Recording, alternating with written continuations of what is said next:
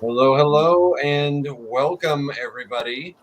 This is week 4, if I have kept track of everything in this crazy month called November, of Nano. And man, oh man, has it been an interesting month. I don't know about you guys, but I am nowhere even remotely close to being on track for this thing. So, yeah, fun times there. Good times. Now, this week, we're going to start off with something a little bit different, and then we're going to dive into the normal questions and the writing sprints that we normally do, because we all love to write. We all have deadlines of trying to write something, and we got to do what we got to do. So, guys, special announcement, a chance to publish. So, some of you on here right now, watching this or watching this later, have a dream of being a published author, like us cool peeps. So one of the things that we wanted to share with you guys, and part of what we're doing with these live streams in the long term, is to try and help you guys achieve your dream of actually publishing your book and giving you the tools necessary to be able to do that. One of the things that we want to let you guys know about is Manuscripts has an imprint called New Degree Press. That is where all of us authors have published our books. Vincent was just recently, Zara and Kyra a little bit earlier. Mine was last year in December. So all of us and some of the other coaches who have been on here have all published through New Degree Press. And we want to let you guys know that in February, the next submission round is opening up. Now, New Degree Press is a hybrid publisher. You crowdfund the amount needed to publish your book. So when your book is published, you're actually in the black. Like, I was ROI positive coming out of the publishing. I didn't have to pay back any advances. All of my funds and all of my publishing costs were covered by the crowdfunding. And I did it again back in early July, I think it is now, for my illustrated edition that comes out next month. And you get to offer perks and all sorts of other fun things for authors. And so if you have any additional questions about that, feel free to DM us, drop it in the chat. And if we get through everything on time, we might be able to have some time on the back end to answer those questions. But essentially, if you guys are interested in kind of getting ready for it, that is kind of what we're doing with the live streams. So we're talking about writing this month, pumping out and regurgitating all of the mental words that are in your head. And then next month, we're actually going to be focusing on editing, because I know that's a big thing that all the authors that I know we either struggle with or just want some more information about. I have a background as a developmental editor, so I'm going to be able to bring and leverage that for you guys. So I'm super excited about this. And then in January, we're actually planning on kind of walking you through how to apply those edits. And then at the towards the beginning of February, kind of talking about like what the submission process looks like for those who are interested. So we're still going to be providing great content. This is not a hard pitch for anybody. This is just if you're interested in publishing, I'd highly recommend checking this out. So keep that in mind. Maybe noodle on it for a little while. Let it percolate and steep. There's a new term that all the cool people are using now, which is tea, which I'm assuming means that something's brewing in the background. So let it brew in the back of your mind. I'm too old for this. Like, I'm still using words like hip and groovy. So where it's rad. I don't actually use any of those. I just do it for fun. And you call yourself an author? What is wrong with you? I do, as a matter of fact. Because it's fun to troll the Gen Zers. We love you. All right, guys. So let's dive into the questions here. And again, if you have questions, the chat is open. We do take questions live during this. It is going to be amazing. So to start us off here, Kyra, if you have trouble ending the book, wrapping up the plot, or coming up with a satisfactory resolution, I almost said revolution. I mean, that could happen too if you wanted to. What is your go-to technique to finish up?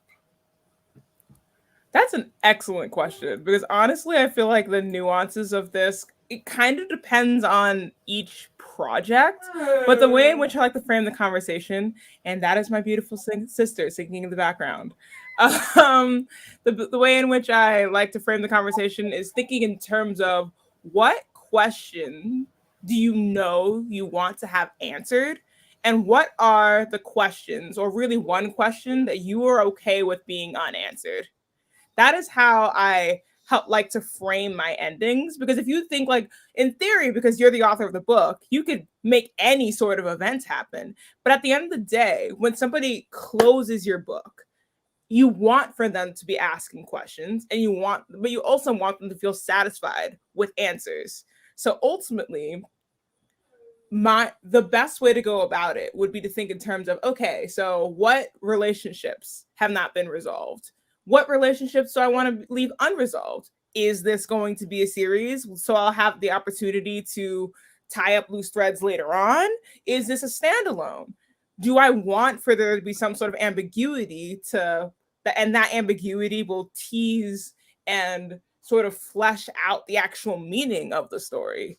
I will confess that in my first book, I leave something very, very vague at the end. But that was intentional, because I want people to be confused in a contemplative way. So it's just sort of all about navigating. Think in terms of the questions you want your readers to ask. Because if you're solely thinking in terms of like what scenes you could write or what could happen, then you open up this Pandora's box of possibilities. Like, you could kill somebody, you can make somebody fall in love, you could do all kinds of things, but what good would that be if it's not answering or creating questions?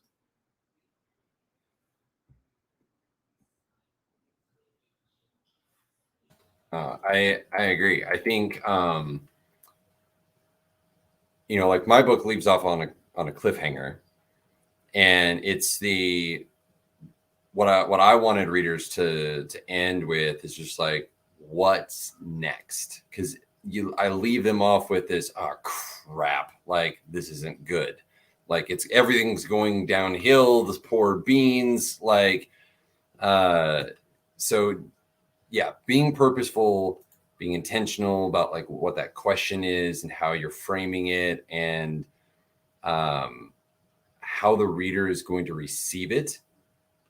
That is, I agree. I think that's super important for authors to take into consideration, especially if you're going to be writing multiple books that all tie in together. Standalones, you can kind of get away with it a little bit more of like, hey, it's a little bit more vague because it's up to you to decide. Whereas this is, if it's a series, you're kind of teasing it to get people intrigued for the next one. I like it. All right, Zara, for you, deadline writing. How do you go about writing when you're freaking exhausted? Oh my God. Well, that's an excellent question. Well, I think that if you're exhausted, you're not gonna get much writing done anyway. So at that point, I would just go to bed. But how to avoid it? Well, there are many factors that keep us from writing besides just everyday life, and that's like procrastination, Netflix, and just, even imposter syndrome that we talked about a couple of weeks back. Basically, we come up with these excuses. So I'm very methodical, and I've also been scarred by attending school. So, I used to wake up every day, 6 a.m. in the morning, and it's not a lifestyle that I liked. But it did teach me one valuable thing, and that is to set up an alarm clock. So when I need to write, and I know that I really need to write, I just set up an alarm clock and literally block out a time slot, and my phone lets me know that this is your time to write. I plan out ahead and literally set up an alarm clock for the writing time, because otherwise you're gonna get lost in the flow of the day. You know what I mean? And don't tell me that there isn't an hour in your day at least where you can write. And for us writers, it's not really work, it's more like therapeutic. So it's not really like you're, slaving away. It's more like you're meditating. When like 50 Cent is rapping, he's not really working. He's, so yeah, I think that would be my advice. Yeah, I suck at deadline writing, so I really can't comment on this one. Vincent or Kyra, any thoughts on the deadline writing? Because again, I suck at this one. So I have a couple thoughts. I used to have a coach who would tell me that you could do anything for a minute. And I feel like with writing, it's a slightly different time frame. For me, I found that time frame to be about 2 weeks. I felt like I could write nonstop for about 2 weeks before I experienced extreme burnout. And I don't recommend that as a strategy. But there is that sort of window that people have where they can do a lot of writing, more than they think they can. And the way to avoid having to do that is what Zara said, is blocking out time and making it scheduled and disciplined. Or if you were like my writing process, where I have school and other things getting in the way of it, I had to write with a deadline writing kind of binge every single time. And if you can block it out in a better way, that's a much better way to avoid that kind of extreme exhaustion and burnout. But for those of you who can't avoid it, it can be done. You just have to be really in tune with your mental health and really in tune with the difference between, oh, I'm tired, or I'm actually burnt out and I'm experiencing something that's going to stop me from writing. Oh, Vincent is an episodic writer, just like yours truly. I like that. Yeah, it's extreme. It definitely can be extreme. Like you write 30,000 words in a week or so, and then you end up dead on the floor for the rest of the Exactly. month. But you get it done. You know what I mean? So yeah. Yes. Mhm. Not recommended for everyone, but it can be done. Yeah. Yeah, I feel like this question could be very interesting, especially for people who are just now trying to figure out what kind of writer they are. So, first of all, I just want to say I concur with all aforementioned statements. Fun fact: what Vincent's trainer told him was actually what my military parents tell me whenever I complain about chores. So, there's that. But all of that is to say, I feel like, for example, I personally am episodically habitual writer. Like I will go like 3 months of writing every single day, and then like a month of like, what's a pencil? I don't know. What are computers? But all of that is to say, like, at the end of the day, it is really being cognizant of your mental well-being, because on the one hand, it's sometimes, like, if you're training, it's not like you wake up and you want to train every day. Like there is an aspect of discipline where it's gonna suck sometimes. So you shouldn't only write when it's convenient for you to write. But at the same time, you don't want to operate out of scarcity. You want to operate out of abundance. So like, don't do something that's going to cause you mental and physical and emotional pain for a long duration of time if to Vincent's earlier point, are not mentally, emotionally, spiritually prepared for that. Like, I mean, a lot of us have written books that have really heavy components to them. And there are times where we just should not be engaging with that. And we have to be honest with ourselves in those times. So if you guys are out there doing NaNoWriMo and you have to write a scene that will really emotionally devastate you, and you don't feel like you're in the headspace to do that right now, do not beat yourself up about that. Like, even if there's a deadline in your mind, like, your health is more important than that deadline. Yeah, it's so true. Because I mean, like, I've done 50,000 words in 29 days and 61,000 words in 21 days. And my brain was the consistency of mashed potatoes by the time that I got to the end of it. And in the midst of that 61,000 words, when I had to write that, that was during revisions for my book. And I had to write chapter 23, which is the super, super hard chapter. And emotionally, I finished that and I was like, I'm done. Like, yep, I know I'm on a deadline, but I can't words anymore after this. Like, my soul is just wrecked. I'll be back tomorrow. Peace out, computer. So yeah, you do have to take that into account. It's not a sign of weakness. It's not a sign of procrastination. It's just knowing that, like, hey, this is super heavy. Just take a step back from it for a day, or even in just a couple of hours. Even just a couple of hours can do a world of good.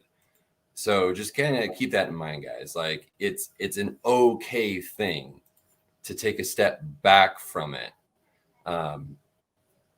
Nothing wrong. All right, so let's go ahead and dive into our first 15-minute writing sprint here and get this party started.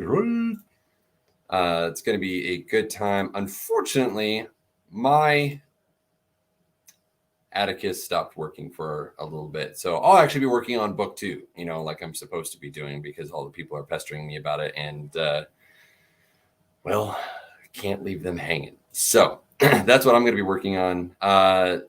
Zara, Kyra, Vincent, what are you guys working on for your word spin as we get ready to dive in?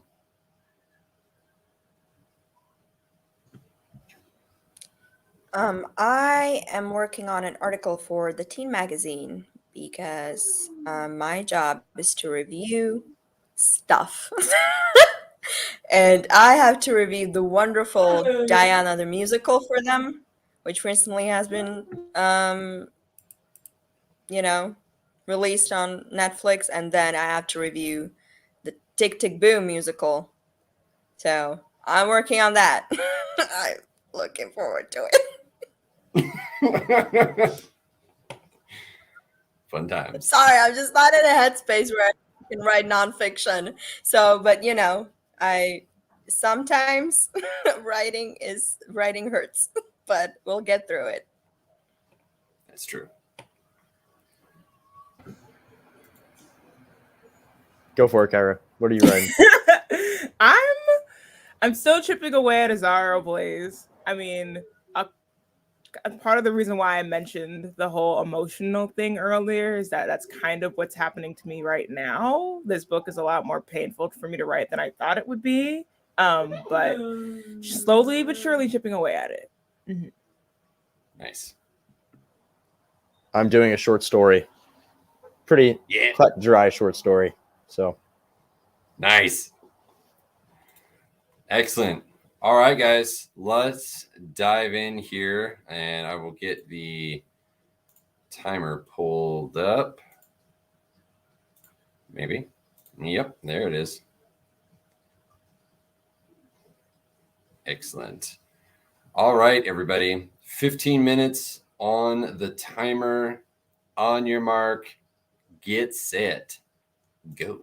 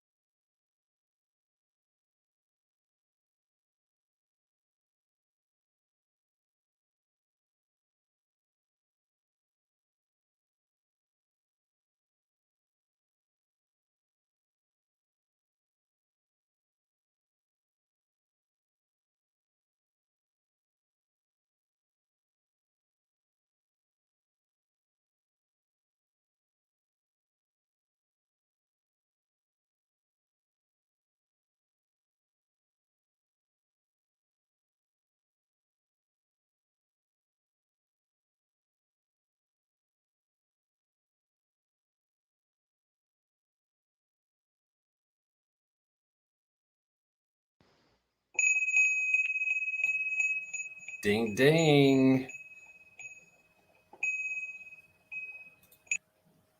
Okay, enough of the bells. It's not Christmas yet. Calm down. Okay. So for those of you who are watching, Kyra had to dip out. Speaking of New Degree Press, she was actually leading one of the publishing sessions over there. So she had to head out, but we are still here. All right, guys, word counts. What you got?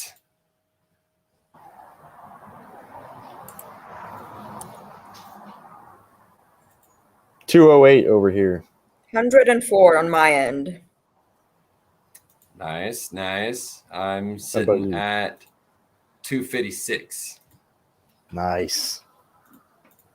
Yeah, chapter 14 is coming along swimmingly. I mean, technically, I probably could have ended it about 100 words ago for the chapter, but I was like, still got 8 minutes. I got to do something with this, so I guess we're just gonna keep writing. Yeah, That's fun times. awesome. Yeah, my poor readers. They need something positive. They need a win with me actually completing another chapter. So here's to completing. They need 4. sustenance. They do. They very much do. They're like one of those little I don't know if you guys remember this, like back in the night. Well, Vincent, you probably won't. There was those little like pocket pets that were like super popular. Tamagotchi? Yeah, that's what they are. I'm old. Yeah. See, Vincent's just like, I don't know what that is. No, There's the Polly Pockets. Pockets. Yeah, they're precursors to Pokemon. Yeah. Those things were awesome. Yeah. I forgot where I was going with that whole train of thought. I remember that mine always died. Like I fed it and then I forgot to feed it. And then it just died. It's a lot of work feeding pretend monsters. Like, shoot. I can't even take care of a plant, dude. My plants regularly die under my care, and there's just nothing that I can really do about it.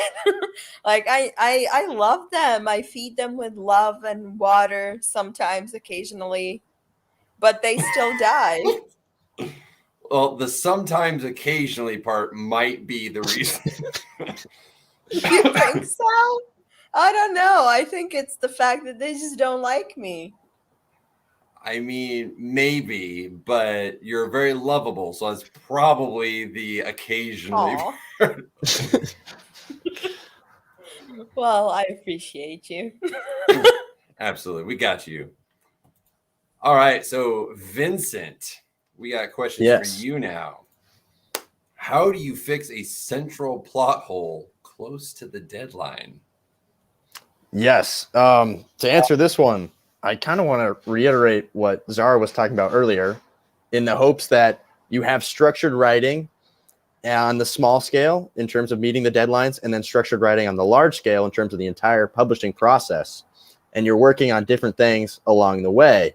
So a lot of the structure of the story and the plot coming together and the character arcs and the overall big idea, big ticket things usually should be handled earlier on. But to answer the question, how far does this ball of the plot get kicked down the road?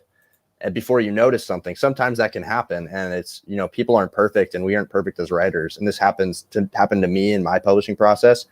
And if you catch it, let's say in the next phase, that's something that's just, okay, I can pour in a couple extra hours here and there to finish up what should have been done in the last phase of publishing.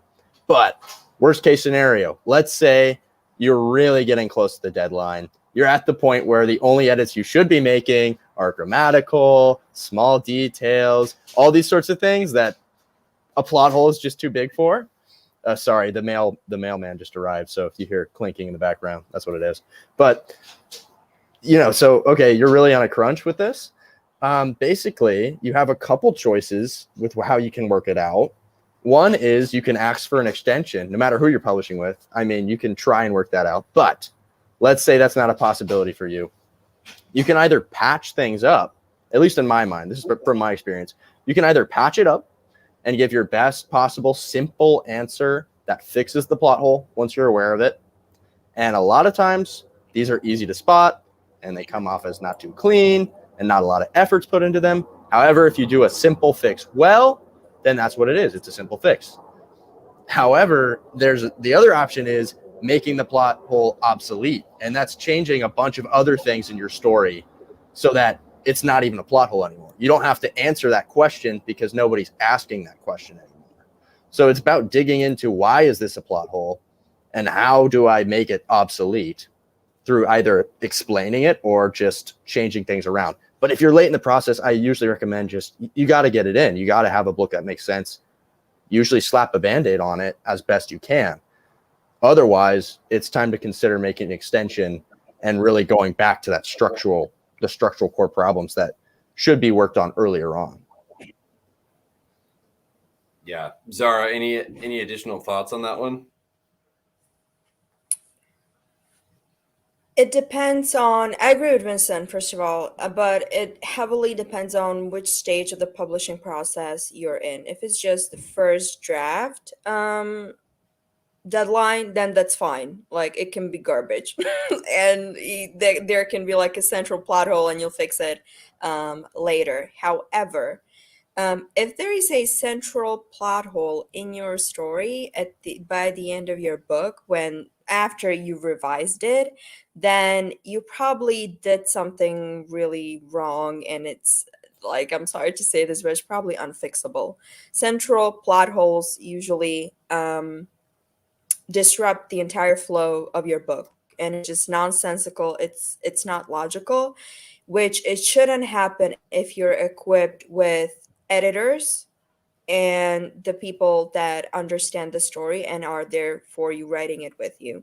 Because when they see that you screw up, they immediately tell you, oh, this doesn't make sense. You did this a couple of chapters back. You need to fix this before you move on. That's why it's crucial that you just don't write alone, because you only have one pair of eyes, and it's completely valid that you're probably gonna F up if you don't have another pair of eyes someone who's professional looking out for you. So Vincent did give some great ideas if that happens to you, but honestly at that point, book is probably unfixable, and it's gonna need, not unfixable like in terms of before the deadline, I mean close to the deadline, like you can always fix it, or probably not before the deadline if there's a huge central plot hole.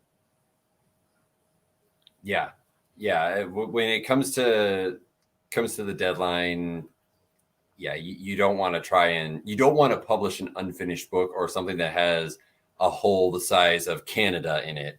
Like, that's not going to end up well. It's going to leave readers with a bad taste in their mouth, and they're probably not going to pick up your next book. Some people are willing to have grace on typos and a couple of misspellings, here and there. But if you have a giant central plot hole, that shows a lack of care and attentiveness. One of the things that I would highly recommend to people, if you've finished up your first draft and you've found that you have a giant central plot hole, there are two options that you can go with. One is you can find, I would say maybe 3 beta readers and ask them to read through and give their feedback on them. Ask them specific questions. Okay, don't just be like, tell me what you think about my book, because that actually doesn't help you. You need specific questions of, what did you like? What was confusing? What did you think about this in this chapter? And then how would you describe it to a friend? So that way you can kind of get an idea. When you get that feedback, you can look at it and they'll comment on it if they see the plot hole. They'll be like, oh, there's this big plot hole.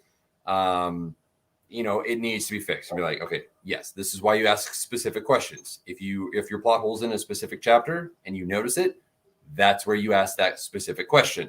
What do you think about this? Get their feedback on it. The second thing that you can do is reach out to a developmental editor. Now, developmental editing, despite what most self-published authors think, and trust me, I love them, I've helped them, is that they don't think that they need a developmental editor. This is the big picture editor.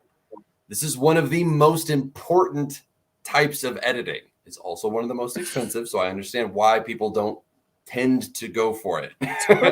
But it's, oh god, you can't rely on a beta for a developmental edit.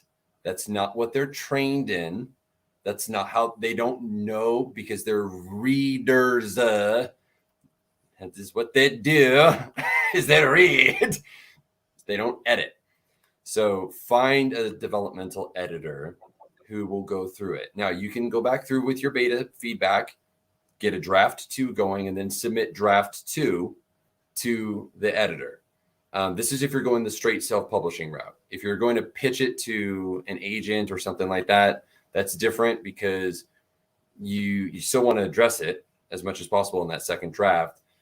But when you're going into a traditional publishing route, they have developmental editors.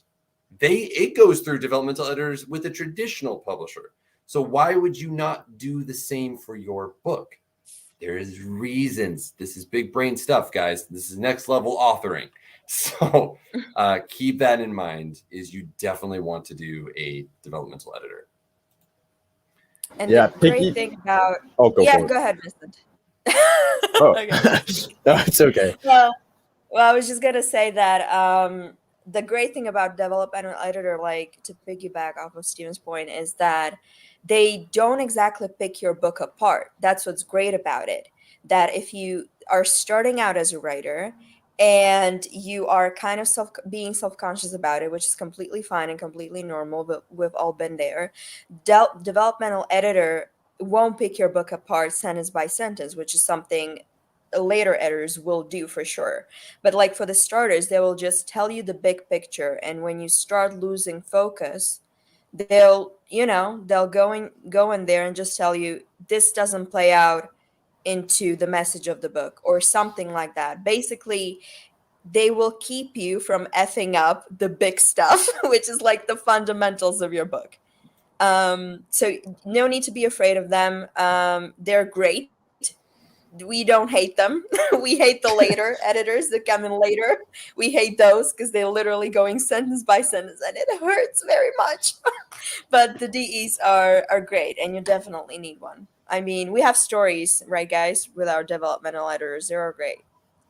Yeah. Mine definitely, from personal experience, changed the way I thought about later edits, as I was just doing them on my own.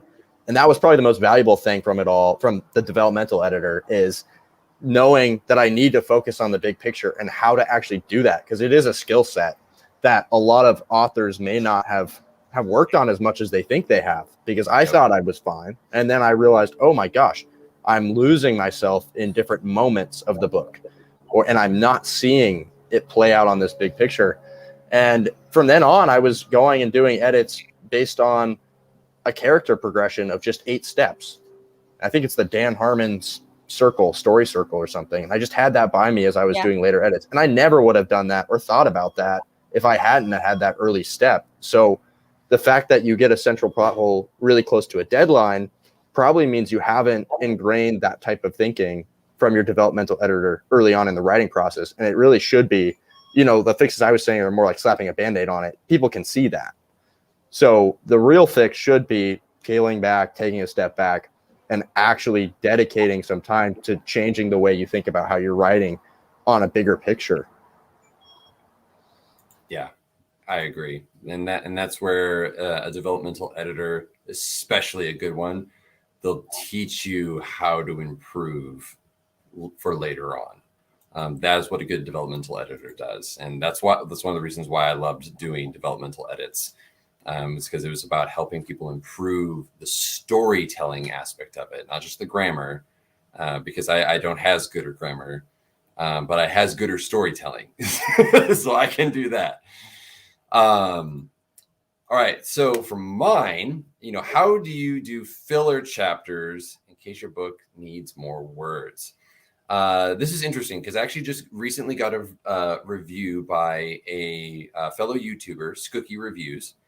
and it was very on point because it talks about how, you know, my book starts off really fast and then there's kind of a lull in the middle, and then it picks back up again towards the end, or well, it picks back up and stays that way towards the end.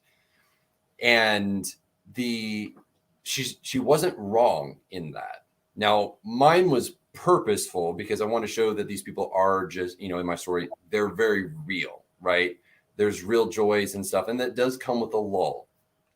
And they would be considered, probably based on that review, filler chapters, because there's details there that, you know, don't necessarily need to be, you know, from other people's perspectives, like the 3 characters having breakfast and Trinia, the main character, experiencing pancakes for the first time. It's these moments where, like, there is actually some form of happiness and joy in my book, and it's found in pancakes and coffee.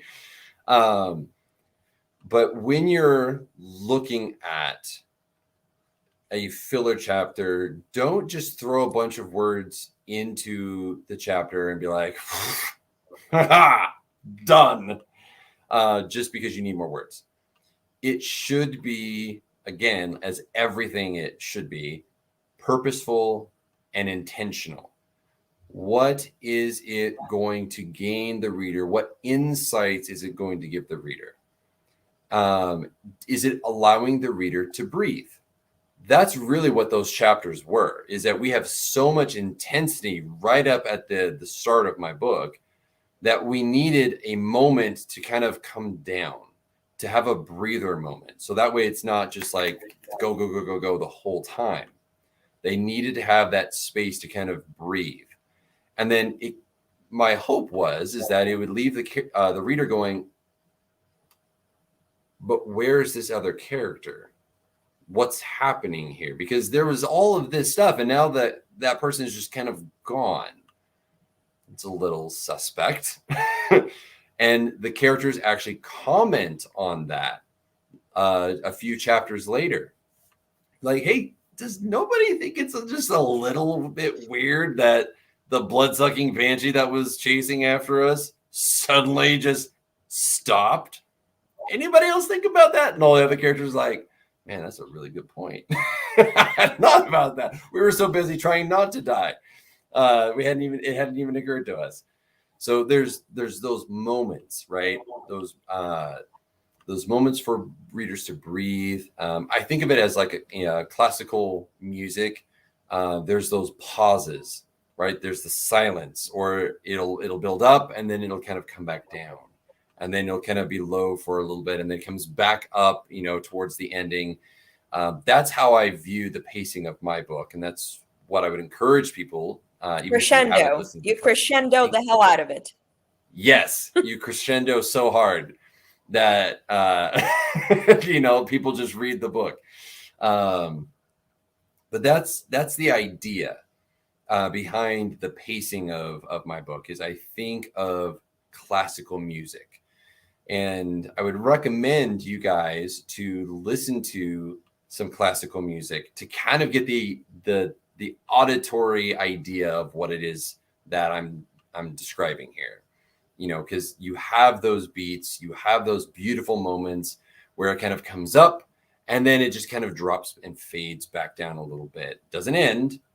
Or if you're wanting a cliffhanger, it's a crescendo and then boom, silence. Like, that's a cliffhanger. Like, that's where the reader's just going, I wanted more. And then they hit repeat. So that is what I would recommend for those filler chapters, guys, is think about the ebbs and flows and the pacing of your book, where to allow room to breathe, where to be able to show some of the characters' personalities, show the world around them, show everyday life. Everyday life is honestly, more often than not, mundane. But I think what's interesting is when we show that, Dad. Yeah, you're welcome. You can show different aspects of it. Like, fantasy worlds are amazing, and speaking as a fantasy author, but one of the things that actually inspired me to write these slower scenes was a friend of mine who her whole book doesn't have really any magic. It doesn't have any heroes per se. It's a group of siblings just trying to find a home. And they're just everyday people. And she showcases that they are just everyday people.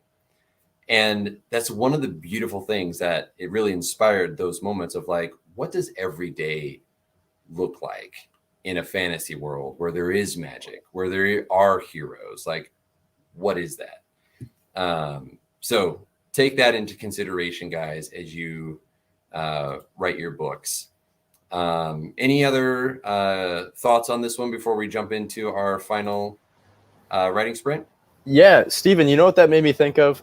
I was just in the theater and I went from Eternals to Dune. And I'm not going to spoil either movie, but it really like pinged for me because in one film, Eternals, the action to me felt like filler. And in Dune, it was sort of a long crescendo to these action set pieces. So all the dominoes were being laid. And they're really similar. Like they're both based on these, rich fantasy worlds with a lot of source material. And one, I think, learned this lesson better than the other. And other people may have different thoughts, but it's something about using filler in a way that builds towards that crescendo versus meandering and ultimately doesn't have any oomph to it or any purpose really ultimately. But, that's Yeah, no, I agree. And I mean, Dune was already a step ahead of the Eternals because it didn't shoot itself in the foot in the trailer. Like, we haven't messed with humanity. And then the entire trailer is them messing with humanity. So, I mean, that was just kind of a dirt moment on the Eternals part. I haven't seen the Eternals, probably won't, because honestly, after Marvel is dead to me after Endgame. That being said, I did see Dune. Yes. And I freaking love Dune. Amazing. And I won't get on this soapbox for very long because I do want to get to the next writing sprint. That being said, the music in Dune, while heavy-handed at times and not necessarily necessary as much as they had used it, was interesting because it really added, in the right moments, that atmosphere of tension. Right. And I'm pretty sure to get the entire score, Hans Zimmer just found like an organ from the 1700s, found the deepest sound and just went like for like 30 minutes. And the then they just recorded that in theme. Yes. Yeah. Just like how much bass, and Hans was like, yes. Yes. Yeah, but that being said, Dune was really good. I should do a review. Yes, I should do a review of Dune. Oh my gosh, I'd love to see that. I haven't seen the movie. I read the book, and don't come for me, but I really can't stand the book. But I will say one thing: I really did love the tension building in the book. So from what I'm hearing, they transferred it onto the movie. But other than that, yeah, it's not really. And I love sci-fi. I love Star Wars and all that stuff. But this just Dune didn't really click for me. Yeah, Dune is more about the political machinations, far more than Star Wars. Star Wars is like, ooh, 4 shiny sticks, boom, boom, and stormtroopers not hitting anything. That's mostly Star Wars. Dune is so much like, I'm gonna have to, dang it, now I have to do it. Dang it, Vincent, now I'm gonna have to do a review. Do it. Okay. I would love to read your review. I would love to read your review, Steven, on it because you should I'm do gonna it. have to do that. I'm gonna have to do it as a video though, because it'll take too freaking long to type it all out. It'll end up like one of my unfinished fan fiction stories. Okay, so 15 minutes is on the clock. We're going to do this, and I'm probably gonna freaking do notes on this stupid Dune thing now. Gosh dang it, Vincent. You're not allowed on these things anymore. All right, guys. Ready, set, go.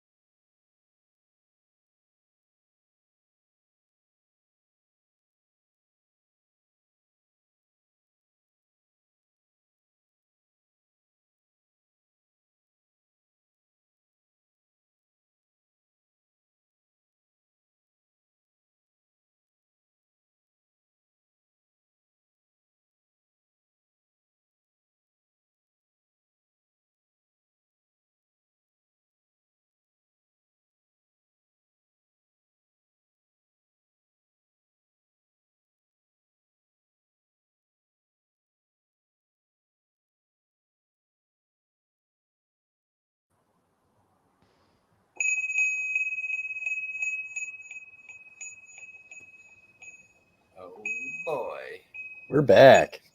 we are back. Zara had to drop out. She had another commitment that came up. And so, Vincent, what did your word count end up at? 213, right about the same. How about you? Nice. I got 247, Nice. and stuff is about to hit the fan. Someone is about to get stabbed, and I'm going to enjoy writing it very, very much, I must say. It's going to be good stuff. The good kind of stabbing. I see. Yeah, good kind of stabbing. Yeah, where one character is being insulted by a throwaway character, and everyone loves to watch the conflict of like, do I stab or not to stab? That is the question, and the answer inevitably is stab. Of course. Oh yeah, can't get around it. All right, guys. Well, it has been a fantastic time having you with us. Keep in mind that there is a publishing opportunity in the future. There is the opportunity coming in February to submit your manuscript to New Degree Press. If you decide that hybrid publishing is something that you want us to do, if you have questions, feel free to DM any of the coaches online on any of the social media platforms. Feel free to shoot us an email. The emails are actually down below in the show notes. We're happy to answer those questions for you. But if that is something that you're interested in taking a look at and seeing if it would be right for you guys, let us know. We'd be happy to talk with you. Like, we've all done it. So Absolutely. I hope you guys have a wonderful rest of your night, and we will look forward to seeing you guys next Sunday. Not Sunday, Monday. Next Monday and Tuesday. We're going to have a double whammy because, it's the end of November, which I don't know how we're at the end of November already. That's nuts. But we're going to try and get some words in there. So we will see you guys next week. Take care, everybody. Bye.